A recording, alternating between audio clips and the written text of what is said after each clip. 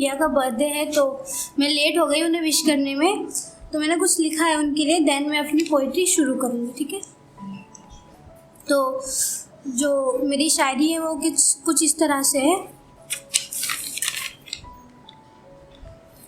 वो मेरे गम में मेरे साथ रो लेता है, वो मेरे गम में मेरे साथ रो लेता है, मेरी खुशी में मेरे साथ मुझसे भी ज़्यादा खुश होता है। वो मेरे गम में मेरे साथ रो लेता है, मेरी खुशी में मुझसे भी ज़्यादा खुश होता है। मेरी हर ख्वाहिश पूरी कर अपनी ख्वाहिशों को छुपा लेता है, मेरी ख्वाहिश पूरी कर अपनी ख्वाहिशों को छुपा लेता है।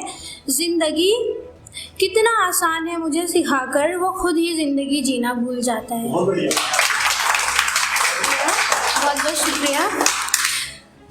ज़िंदगी कितना आसान है सिखाकर, वो खुद ही ज़िंदगी जीना भूल जाता है। वैसे तो वो मेरा बड़ा भाई है, लेकिन कभी कभी बाबा जैसा फ़र्ज़ निभा लेता है। तो हैप्पी बर्थडे भैया, आई होप कि आपके पास ये मैसेज पहुंच जाए। आई एम रियली सॉरी, मैं बहुत ज़्यादा लेट हो गई, but happy birthday to you. So अभी मैं अपनी पोएट्री स्टार्ट करती हूँ। आई होप कि आप सभी समझेंगे इसे। तो जो मेरी पोइट्री का टाइटल है वो नादान बच्ची थी। अगर किसी को हर्ट हो तो प्लीज़ दिल से सॉरी, बट मैं शुरू करती हूँ। वो नादान बच्ची थी, वो नादान बच्ची थी और इस दुनिया में कुछ ही साल पहले आई थी। वो नादान बच्ची थी और इस दुनिया में कुछ ही साल पहले आई थी। ज़्यादा बड़ी नहीं, बस 10 या 12 साल की थी। दिल में हज़ारों सपने लिए वो खेलने में मशरूफ़ थी, लेकिन दरवाजे पर उसके एक खौफनाक दर्द दस्तक दे रही थी। वो बच्ची इस जालिम दुनिया की सोच से वाकिफ़ ना थी, वो बच्ची इस जालिम दुनिया की सोच से वाकिफ़ ना थी। वो समाज की हर रीति रिवाज से दूर थी।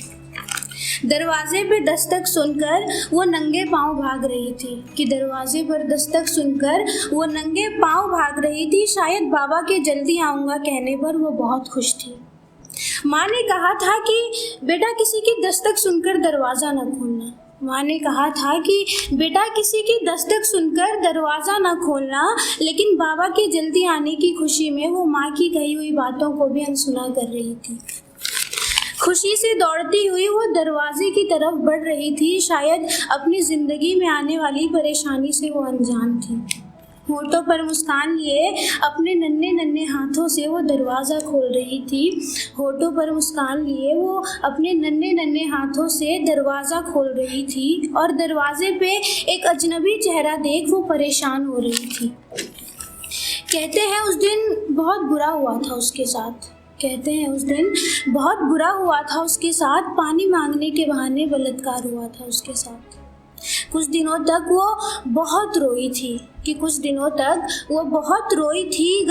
अपनी एक छोटी सी गलती के लिए रोते रोते ना जाने वो कितने रातों तक ना सोई थी। दरवाजे पर अकेली खड़ी वो अपने माँ बाबा को रोते हुए देख रही थी, कि दरवाजे पर अकेली खड़ी वो अपने माँ बाबा को रोते हुए देख रही थी। फिर कमरे में तन्हा बैठ आंखों में आंसू लिए वो कुछ सोच रही थी।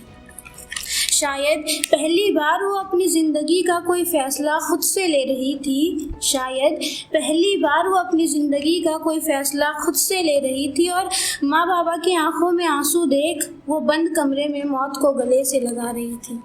तो आगे कुछ इस तरह लिखा है। सुना है जिस दरिंदे ने बलात्कार किया था उसका कुछ नहीं हुआ था उसके साथ। सुना है जिस दरिंदे ने बलात्कार किया था उसका कुछ नहीं हुआ था उसके साथ। उसके माँ बाबा बहुत रोए थे उसके जाने के बाद। कि सुना है कि जिस दरिंदे ने बलात्कार किया था उसका कुछ नहीं हुआ था उसके साथ। उसके माँ बाबा बहुत रोए थे उसके जाने के बाद, और उस नादान बच्ची को दफना दिया गया था उसके चंद खिलौनों के साथ। शुक्रिया।